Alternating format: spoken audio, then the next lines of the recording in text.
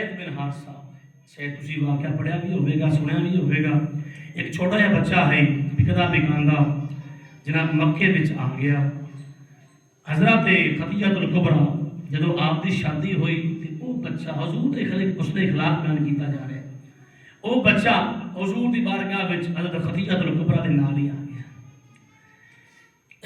جدو آیا نال وقت گزردا گیا ان دے گھر پیچھے کسی دسیا کہ تسی اپنے بچے نو تلاش کر رہے ہو, بچہ تو تہاڈا حضرت محمد مصطفیٰ صلی اللہ علیہ وسلم کی بارگاہ وچ ہے, تسی جا کے لے لو.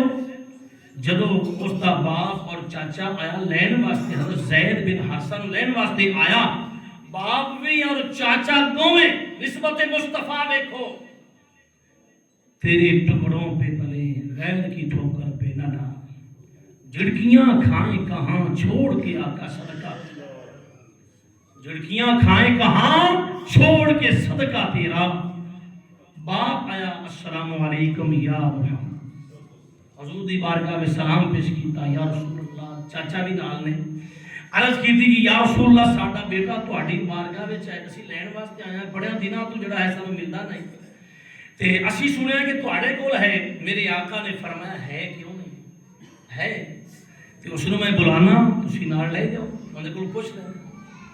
میرے کریم آقا علیہ السلام نے بلایا اے زید جلدی آ.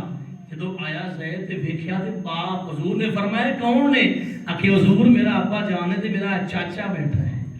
حضور علیہ السلام بھی بارگاہ بچہ آ کے باپ نو بھی ملیا تے اپنے چاچے نو بھی ملیا. تے میرے آقا نے پتہ کی فرمایا, اے زید اگر جانا چاہنا ہے, کی فرمایا بولو, جانا چاہنا ہے, تیرے تے کوئی پابندی نہیں ہے, تیرے تے کوئی پابندی نہیں ہے, جانا چاہنا ہے تو جا سکتا ہے. لیکن غلام نے کی ایک جواب دیتا کہ سونیا اپنی قدموں میں قبول کیتا ہے تو دور کیوں کر دے, سونیا قبول کیتا ہے تو دور کیوں کر دے ہو. میرے آقا علیہ السلام بھی بارگاہ وچ عرض کرتا ہے سونیا اے تا باپ ہے, اے چاچا ہے, اینا ورگے کئی بھی آ جان میری محبت دس رہی ہے. اس طرح بھی کہہ سکتے ہیں سونیا کہ میں تہاڈی بارگاہ وچ دور نہیں ہو سکتا, تہاڈی بارگاہ وچوں حالانکہ نال قیمت بھی لے کے آئے کہ اسی قیمت ادا کرنے ہیں, قیمت ساڈے کول لو.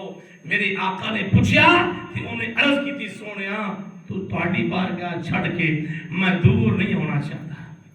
حضور علیہ السلام دے دیوانے.